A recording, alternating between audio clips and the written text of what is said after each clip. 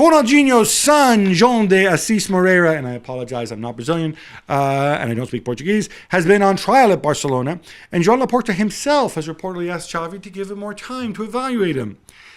Don, a couple of things here. First of all, I wonder how appropriate it is to have somebody on trial in the midst of a season when you're fighting for a title or whatever, especially somebody whose dad is Ronaldinho. Yeah, the trial bit's fine because you can put him in a different group. He wouldn't be, I would imagine, training with the first team, so it doesn't attract. Yeah, but if the idea is Xavi's there to assess him, yeah, but he could. It's pretty loaded when it's Ronaldinho. So it's no, of course, yeah. Some Burke nobody's heard of, and no. But I'm always fascinated by kids of footballers who make it and those who don't.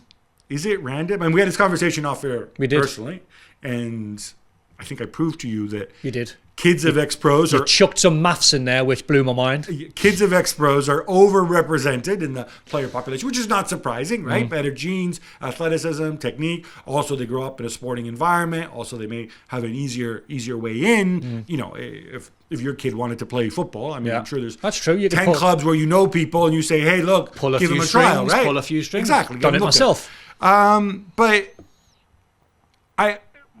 in your experience, how are kids of ex-pros different, or are they just like any other footballer?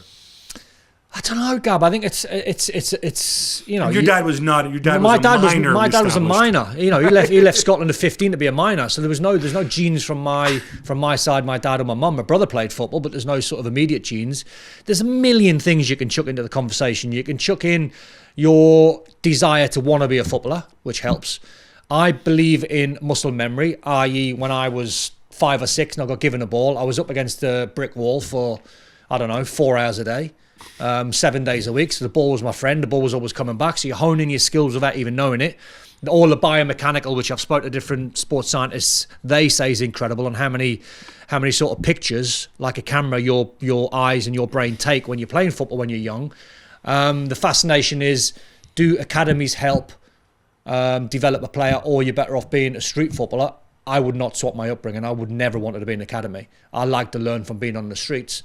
So I to answer your question, I don't know, because there's a million components that make up the player. Well, in terms of the ex-players that you've seen whose dads were not just footballers, or professional footballers, but very successful ones. Well, I lived with Jamie Redknapp for many a year. I was thinking Jamie Redknapp, Frank Lampard. Yeah. Is there a perception, because most people, don't come from those backgrounds, that because those guys grew up, let's face it, privileged, right? Yeah. Relative to the majority of other people. Of course. Somehow they maybe, when they were younger, that they were seen as a little bit soft, and so maybe had to prove themselves or whatever. But then mine and Jamie's story is completely different. So Jamie's dad, obviously Harry, took him in at Bournemouth when he was 14, 15, if not a little bit younger, and he let him watch and train, not with the first team, but kicking the ball around, and then he obviously got good and he played the games where I didn't.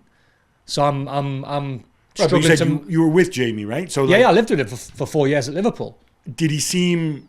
But was there a sense that he was there? Did other people look at him and say, "Oh, that's Redknapp's kid"? Maybe so he must be a little soft. Maybe in the dressing room, people went, Jamie Redknapp, his dad was Harry. He's had it easy. But you've still back in our day, I'm not sure what it's like now, Gab, but you've still got to earn your stripes. You've still got to be. You've still got to sit in the away dressing room at Anfield when you get changed. You're not allowed in the home dressing room or the home where the first team plays. So you've still got to earn your stripes. You've got to make sure that in Jamie's case, when you sign for a club like Liverpool off the back of his dad Harry, you've got to be good enough to play for Liverpool, and that doesn't happen because you're the son of Harry.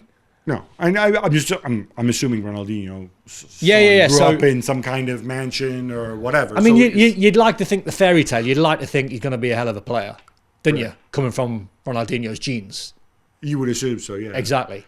But of course, yeah. That's no guarantee. I mean, look at was it Steffi Graf and Andre Agassi? Yeah. Their kids are not world-beating tennis players. No. Well, thank you very much for watching ESPN on YouTube. For more sports highlights and analysis, be sure to download the ESPN app. And for live streaming, premium content, and let's not forget as well, ESPN FC 7 days a week. Subscribe to ESPN+.